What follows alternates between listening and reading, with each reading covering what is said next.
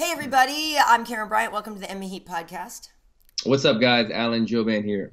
So Alan is busy. You know, it's a tough week, so we had to get together on Skype today. But thank you for at least doing this with me today, bro. It's Thanksgiving week, man. Everybody's got obligations. I know. I will say though, somebody has a birthday this week too, I think. Oh, you know what? I'm almost forgetting about it. Are you? Yeah. Yeah. Not really. Yeah. So the next time we are together, we'll have to get you some cookies or something. You know what I mean? Okay. I'm not mad at that. But yeah. Actually, since your birthday, it's on Friday, right? I want to say Saturday or Sunday, the 25th. Oh, so whatever okay. day that. Okay. Yeah. But yeah, do they still make a big stink out of it for you since it's like after Thanksgiving, everybody's like over it? Yeah, exactly. I prefer that we don't do anything. I think we're gonna go. I have a friend with a birthday that's close to mine. I think we're gonna go to one of these what do you call it, like escape houses kind of things, Oh, cool. you know? Yeah. So we're gonna do one of those on Sunday, I believe. But I think my birthday's Saturday. We're gonna celebrate it on Sunday, but not a big deal. Not keeping it low. Very nice, very nice. Cool. Well, we definitely want to talk about Werdum's win in Sydney and a couple of things that happened on that card. So we may as well get right into it. You know, Fabricio, because of all the things that happened outside the octagon that week with Colby, I felt like he really was in a must-win situation. I mean, definitely wants to win to position himself to get another title fight. But I felt like after the Colby incident, if he had also lost, it would have been a real problem for him. I thought he performed really, really well. I gave him 4 rounds to 1. I think at the end, Tybura had some moments in that 5th round. But then again, it could have just been, you know, obviously a lot of people thought he just swept them all. But when I tweeted that, I was like, oh, I got Fabricio 4-1 because I feel like everybody thinks I'm just going to say he won every round anyway. Yeah. Because people know he's my friend. So I was like, no, I'm trying to be objective here because I thought in the end, Tybura did come on a little bit stronger. But, you know, it was obviously such a commanding win for Fabricio. Yeah, he looked good. I mean, what is Fabricio now, Karyn? Is he 40? He's 40. He's 40. 40 years old. So, like, as fighters, as me, I'm turning 36 this weekend. So as we age, I feel in my body, and from what I've heard from other fighters, is, you know, your legs start to go. You don't quite have the gas tank to keep up with these young guys. You know, the power stays, right? But you know, the legs, the chin, things like that seem to wear down. Fabricio's a big man. I mean, I think we were talking about this recently. When you see him on TV, he's kind of lanky looking, but in person, he's a very big man. Big guy. Yeah. But for him to be competing as a professional athlete for all these years in jiu-jitsu, all these years as a professional MMA fighter, at 40 years old, to still be taking on these young guns and going 5 rounds, not slowing down, keeping the pace that he does. I thought he looked great. I think it was a great win for him. Like you said, if he would have lost with the whole Boomerang incident that we're going to get into in a little bit, I'm sure, but that would have just been kind of a black eye, because the last time that he lost, when he was doing the whole smile thing all week, you know, and he's doing this thing, and then he gets knocked out in Brazil, it kind of made him look bad. It made him look like, look, where's your focus really lying? So for him to go through that incident this week, during the week of fight week, and then put on a great performance over a prospect like he did, I think it elevated him right back into the title contentions. Yeah, I think so as well. And you know, with that, that my hair's still wet. Sorry, this is a morning Skype, everybody. This is the week in Brazil when he lost his title. Yeah, he was pulled in all directions. You know, he had this great homecoming. It was one of those bittersweet things. You know, it was great for him to fight in Porto Alegre and go home and be among his people. But I remember, you know, he didn't say anything at the time. But yeah, he was pulled in all directions. He told me he barely got any sleep that week, and you know, it was tough. So that was a really tough way to lose a fight and to lose the title. But yeah, I agree. I thought he looked great. And you know, the heavyweights are the oldest division in the UFC anyway, you know, average age-wise. I guess it's because so often, you know, a heavyweight fight can be ended so quickly with a punch. they don't go as many rounds as maybe you would. And they mature, they get smarter, you know, they learn how to watch out for that big one punch. So yeah, and on average heavyweights are older. But I totally agree with you. At 40 years old, the pace they kept was really great, I thought. You know, Fabricio had gone down. He spent about 2 weeks in Sydney. You know, he had done that before when he fought Kane in Mexico. I think it's smart of him to get acclimated to where he is. No, I thought he looked great. And yeah, and the thing about it is you always know, I mean, you always know Fabricio can win on the ground. I think it's kind of bold when he's beating somebody up on the feet. I think that's really cool. But props to Marcin, because there was a moment when they were on the ground and Marcin did not get submitted and was able to get out and get back up to his feet. So I think a really great learning experience for Marcin to go 5 rounds with a former champion and to come out of there knowing that he did not get submitted by Werdum when Big Nog has, Overeem has, Fedor has. You know what I mean? That's pretty cool. So no,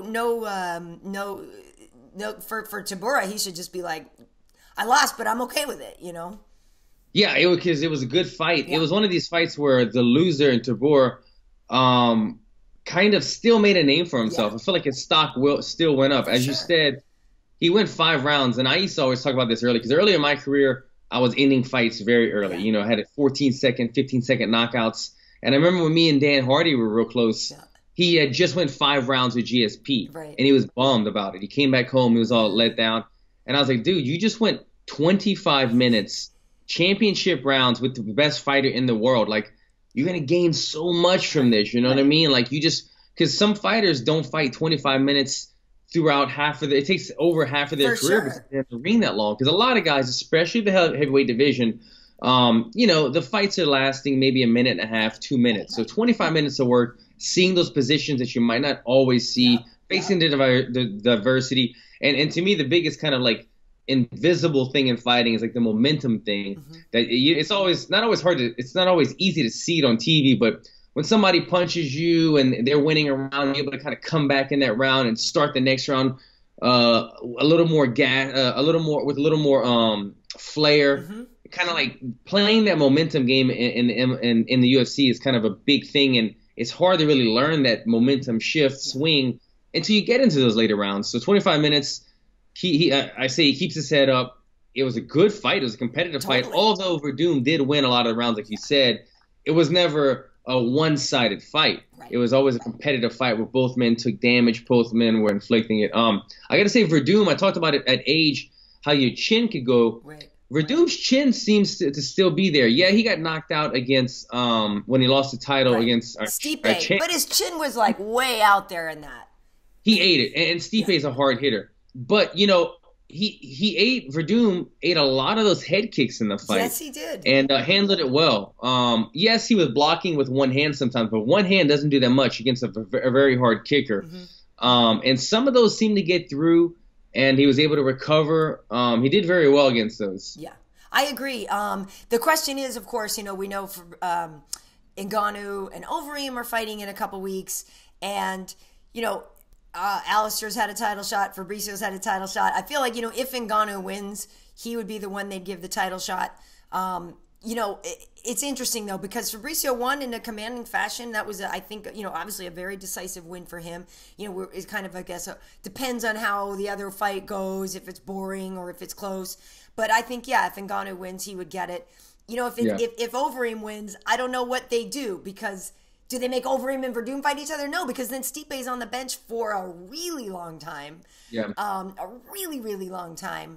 So I don't know. You know, it's tough. And I had said this on the show the other day. I'm a huge Ngannou fan, but I don't think he's going to show anything Overeem hasn't seen before. Now, that doesn't mean Ngannou can't win, but you know what I mean? Obviously, Overeem has so much experience.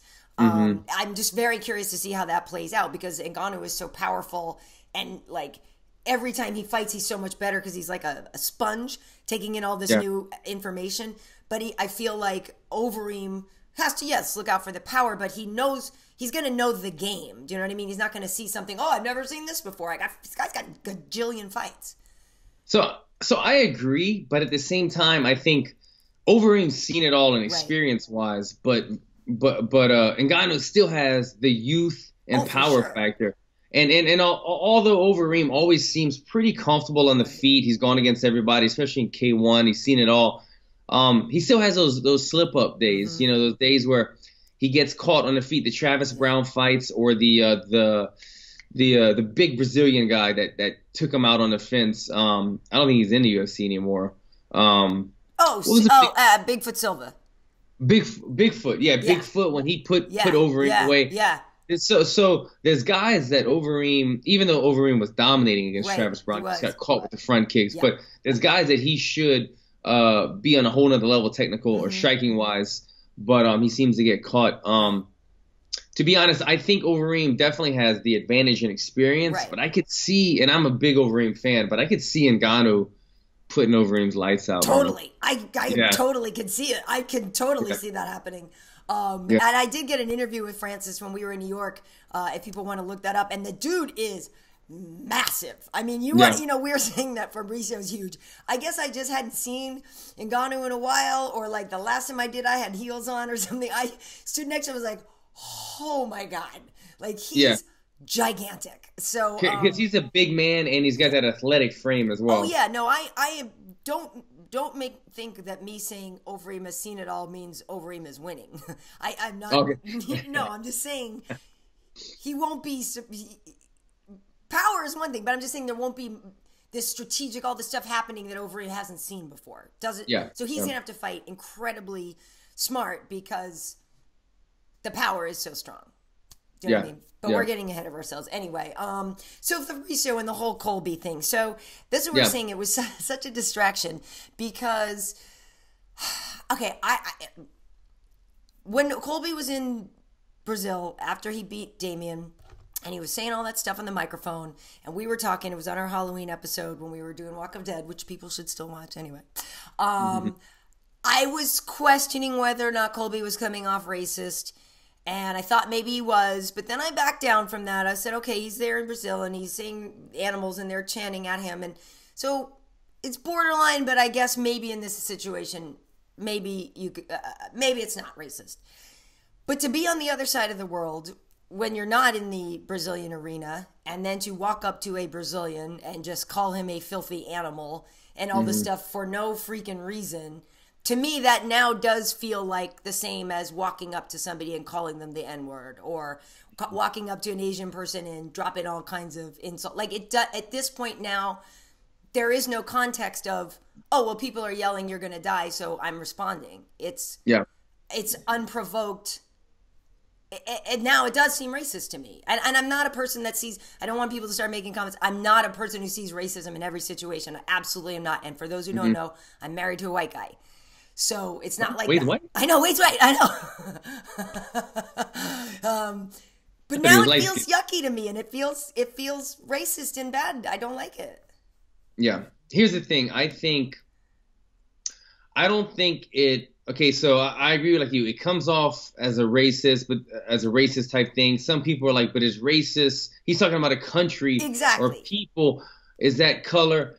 This is how I kind of take it. It's almost more of an ignorance type thing, because it's not like an embedded type of racist hate that we have in America, where like you hear from a young age people saying negative things about black or white, and then you kind of have this negativity where you just make these little comments now and then because that's just kind of the way you grew up. Right. And that's more of like an embedded type of learned hatred that you have. Or even if some people don't have hatred, they just have this embedded racist mentality because they kind of heard it to believe from a young age. Right. He obviously isn't embedded with a racist mentality towards Brazilians. I think it's just more of an ignorance thing that he's just like, you know what, these guys are filthy animals, and he doesn't realize that what you're saying is hateful and it's racist and it's ignorant and it makes you sound very stupid. But he doesn't think of it in that way because he thinks I'm not saying black or white or dropping the N-word. I'm just saying these people from another country, they're not America. It makes him sound stupid. He doesn't realize what he's doing, or maybe he does, but I think he looks at it differently than the traditional black and white America issues that we have. It needs to stop, though. It needs to stop. Like you said, Karyn, he did it in Brazil when people were yelling, "You will die, you will die." Right. Now you have no excuse. Even if Fabricio was threatening you, he's one man. You're still dropping the bomb on this entire people again after the Fabricio after he threw the boomerang at him. Yeah, and I get what you're saying about people being indoctrinated to have hate and conditioning, and yeah, it's just now it starts to come off like, well, if it walks like a duck and it talks like a, you know what I mean? It's so on the line, you know what I mean? And I guess I mean, I'm certainly am, because I've been the recipient of racist action and activities and words.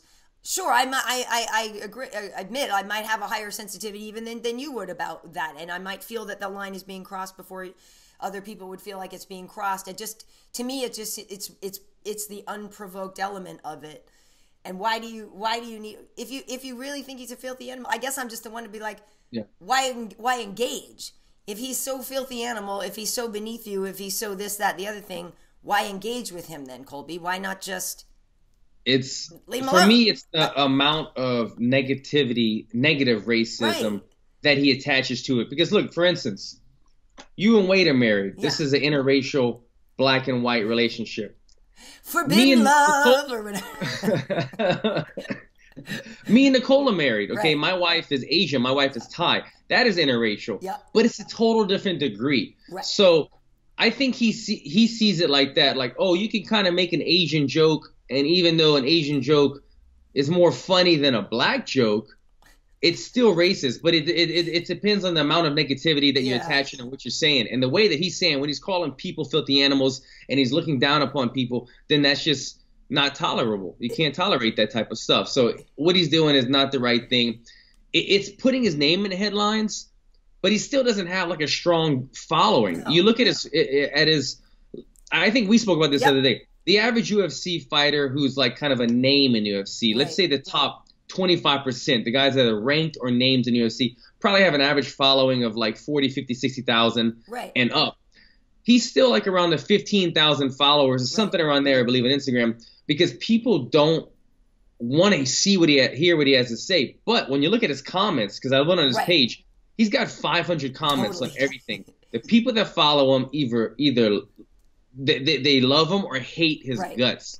And it's giving him that platform to speak. So even though he doesn't have a big following, that when he does speak, people are passionate about either defending or going against what he's saying. And it's giving him that fight to try to go there and lobby to be against the guy, the next guy to fight against Tyron Woodley. But in my mind, personally, I don't have a personal vendetta against Colby. I don't like the kind of person that he is or what he's doing or what he's portraying and the stuff that he's saying. But even you push that aside, I still don't think he's the guy to fight for the belt yet. Even if he was saying the right stuff, he's beat 2 ranked guys. Right.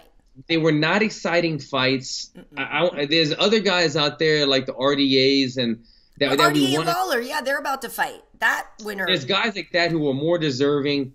I don't think it makes sense. And you look at it, okay, you take away just the actual fighter.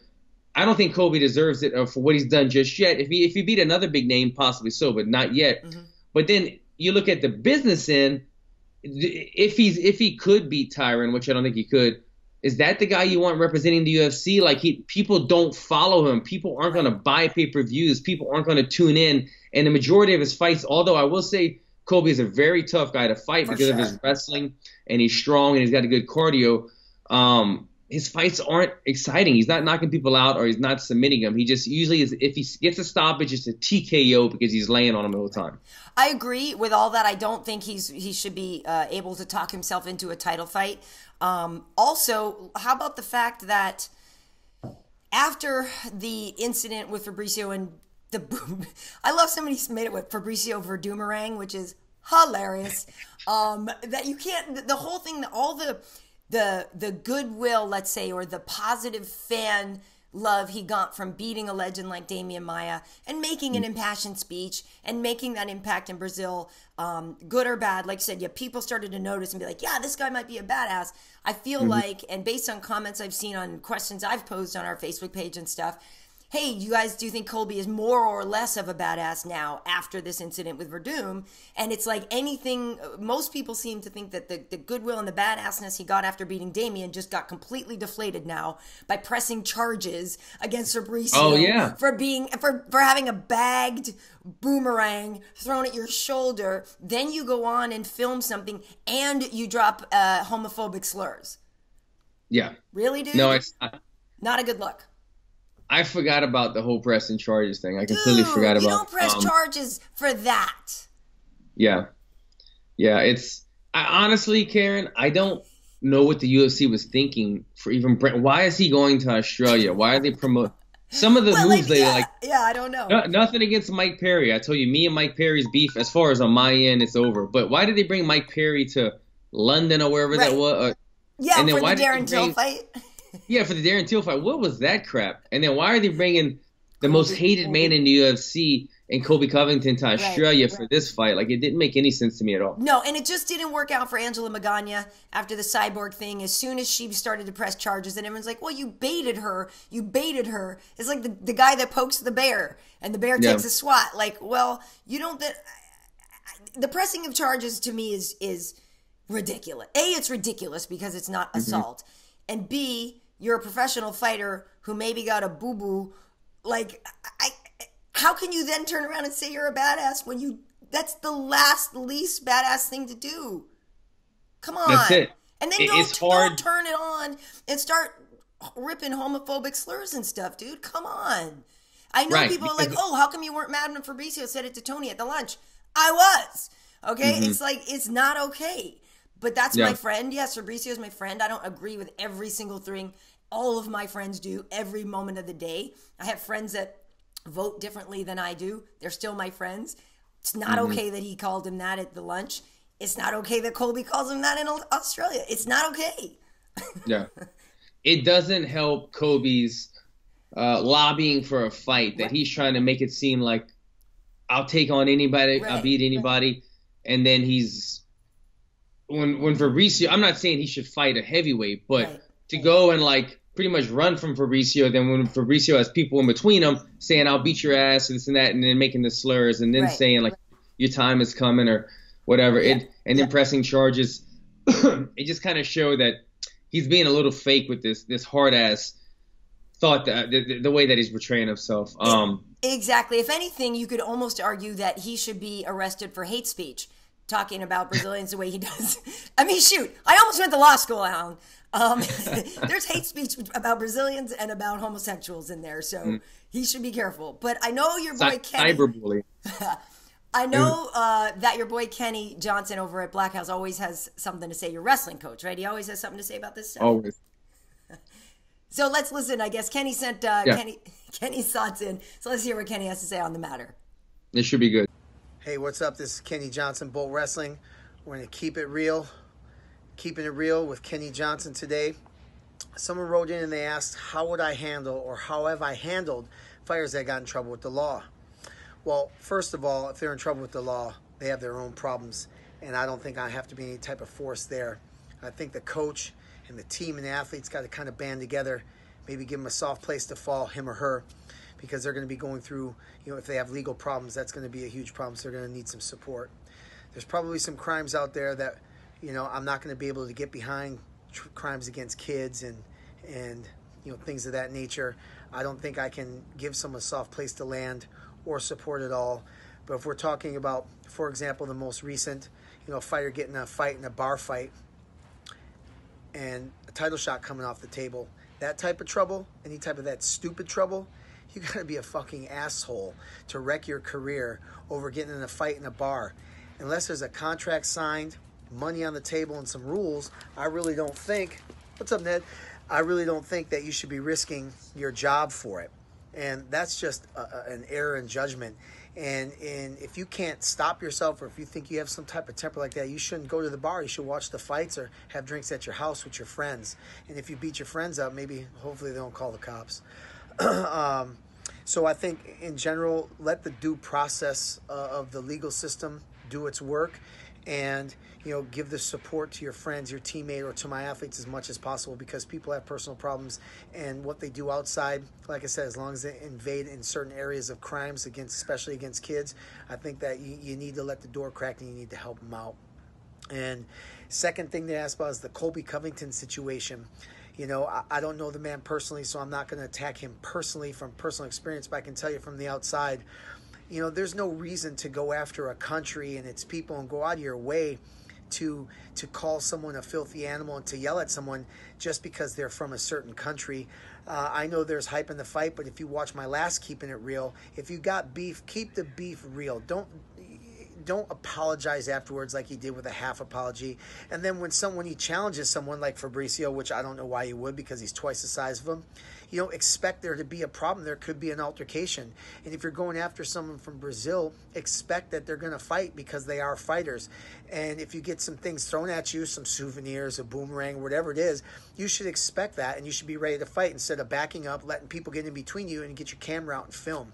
So I think that when you go past a certain point, your job should be on the line, because, it's not just you, but you're representing a sport, you're representing a business, and, this doesn't happen in other sports, and if it does, they get fined and they lose their job. So that's the 2 cents on that. If you've taken any offense by anything I've said, then you're a fucking pussy, and you probably, if you've taken it personally, that means you're doing it wrong. If you didn't take it personally, then you agree with me. So keep it real. Don't be an asshole. Stay out of trouble with the law, and keep training, which most of you don't anyway. So keep trying to train harder. I'm out. Okay, so folks, Kenny's words are his own. His opinions are his own, but we always appreciate him sending in. Moving on. We don't have as much time left because I know you got to get going. What was your other impact of the night? I know I was excited about the Belal Tim Means fight. I thought that would get fight of the night. It was great, but it was Demian Brown and Frank Camacho. That fight was ridiculous.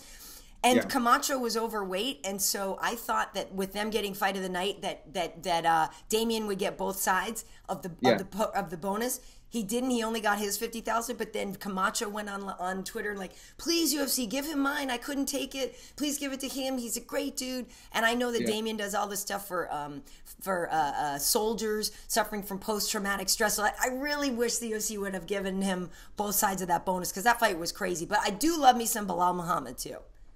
Yeah. No, that fight of the night was a tremendous fight. They delivered for the fans. Yeah. Everybody loved it. The guy who did not make weight, he's got to be kicking himself for that 50 G's he left out. He lost out on. But I got to say, if you're going to miss weight and lose the trust of the company a little bit, that's how you make up for it. You go in there, you bust your ass, you put on an entertaining fight. Yeah. Now they kind of reinstill the faith in you again.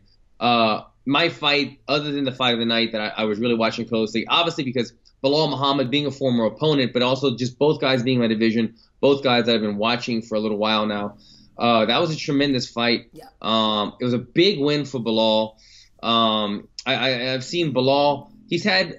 His debut was against me, which he lost, and then he went on a win streak, and then he had a knockout loss after that, which is in New York against a very tough competitor. After that, though, he's been on a rise. He's been seeming to get better every single fight, and he fought great. He has a great gas tank. Yeah. I love the call out at the end when he called out Colby Covington. Totally. It kind of made me a fan of his even more now. So it was a tremendous fight. It was. I got to get an interview with him, because the more I hear him speak, the more I like him. Like, he just has a good attitude. Seems like a good dude. When he came in, like we said, and debuted against you in that fight, it was crazy. And he's just, Tyron has trained with him, up at Rufus Sport and stuff, and says he's just a great guy. He said he's a really good training partner. He's conscientious of, not going to, whatever. He just said he's a really good training partner and everything. So, he's definitely one that I'm keeping my eyes on. I think he's doing a lot of stuff right. Like that's what we need. I know, in the age of the Colbys and stuff, that's why Rose's speech was so nice after she won. You know what I mean? I like to see the approach that Belal has taken. The other big thing of the night was Tuivasa, that knockout, that knee knockout, flying knee. Dude, that's a lot of man coming at you with a flying knee. I didn't think he was going to jump that high, Karyn. I didn't think he was going to. He kind of kept soaring up. Right. He never came down right away. So, big man could jump. Beautiful knee. That was his UFC debut. Yeah. Flying knee knockout. I mean, it's very impressive on his part. It was. So that was really cool. Now, one thing I want to talk about, yesterday we went to Miguel Cotto's open workout. You know, obviously people should know he's a legendary boxer and everything. He's going to be retiring. Got one more fight at Madison Square Garden. Well, anyway, he is coached by Freddie Roach. And so we were over at Wildcard. So got this great interview with Freddie Roach, which we have up on our site and on our page and everything. But Freddie told me, first question I asked him, like, talking about George, what's he going to do? Is he going to defend? And Freddie believes that George will defend at 185 pounds. So I don't know, you know, what your take is on that, if you thought that was going to happen. But according to Freddie, he believes that is what's going to happen.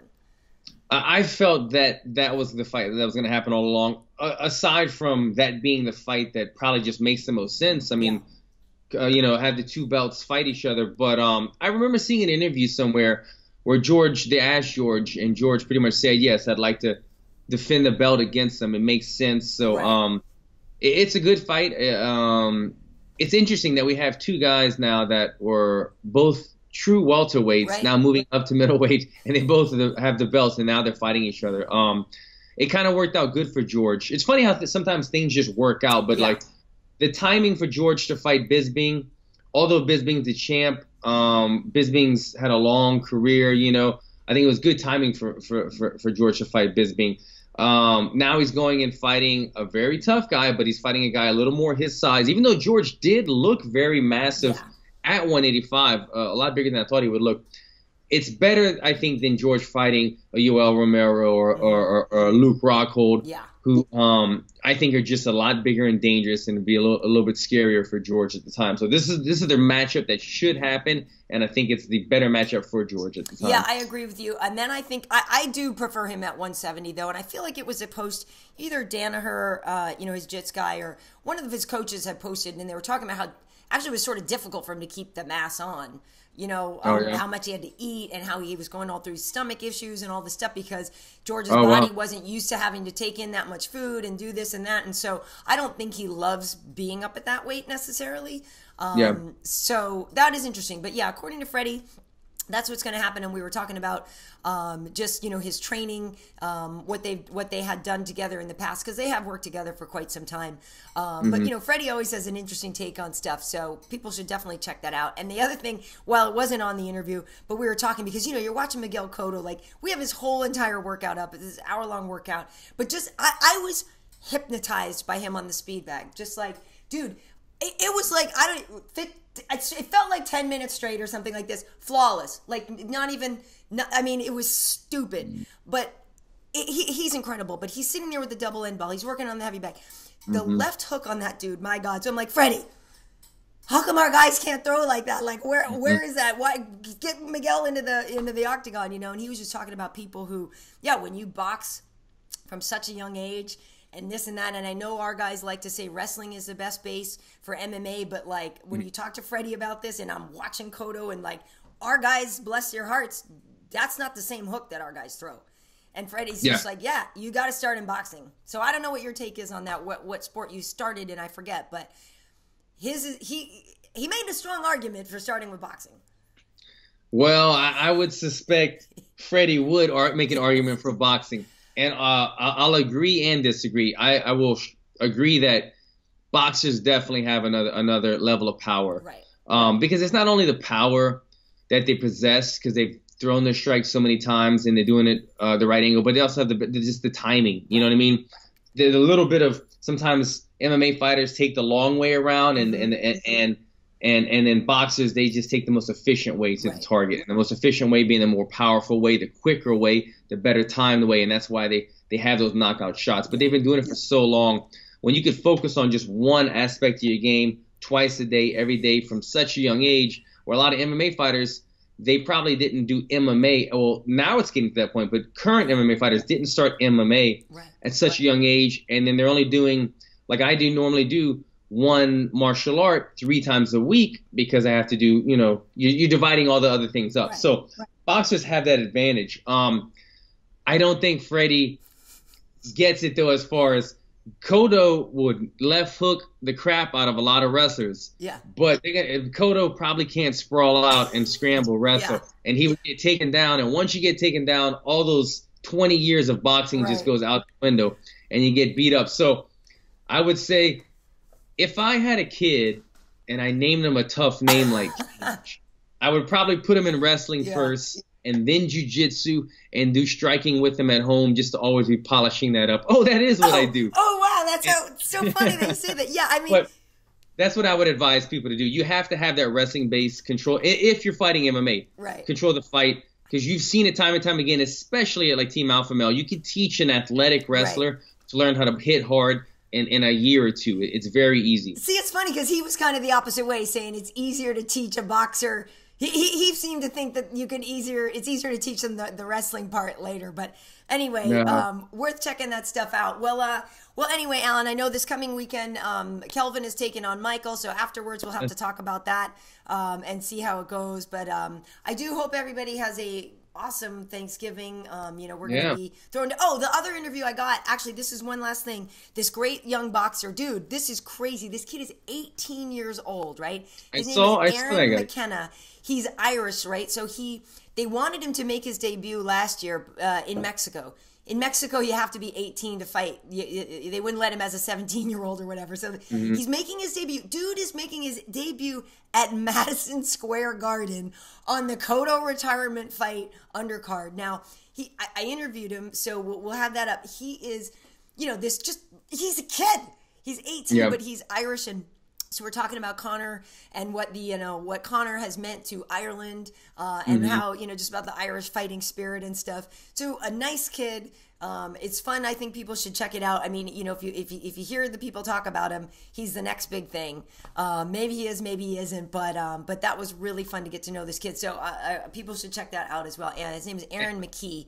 Irish, a rising Irish star. So that's and so he's an Irish LA-based fighter out of Wild. Yeah, he moved here now. He's not a wild card boxer. He trains at Iron Gym, I think it was. But was doing the workout with Freddie. But the guy had some ridiculous amateur record. He's lanky, and it's funny to watch him move. He's not a southpaw like Conor, but I was asking his coach and stuff, does he know how to use his length? And he's like, yeah, but he's got kind of that European boxer style. But he was just saying he's just a good kid and he's coachable. It's just fun to see somebody at the beginning here. So people should look for that, and if they want to get another perspective on a fighter from Ireland who's not named Conor. I'll check them out. Yeah, cool. But yeah, so hopefully you guys have a good Thanksgiving. I forget you're not cooking though, right? I don't cook. We're gonna make some salad and bread and go to a friend's house. We're gonna take the easy route. Nice. I'll be throwing down. I know we are. Yeah, I'll be throwing down, and so it'll be good. So we'll have to get together afterwards. We might go away a couple days. We'll figure it out. But definitely we need to talk about Michael and Kelvin next week. So yeah. Cool. I mean, you'll be older by then. I don't know if you'll be an old man if you're like gonna have the energy to do it. Chill out, Karyn. When did you move to New York again? I'm sorry, you're breaking up. I lost the feed. It's gone. Okay. I don't hear you anymore.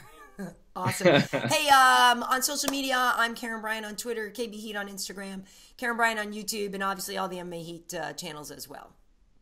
Cool. And Alan Jouban across the board. And I keep saying it every week, but I'm staying on Sean Shelby, trying to get that fight booked. I'm looking at mid-January, either Boston or North Carolina, one of those. But I'll let you guys know as soon as I hear something. Awesome. All right. See you guys later.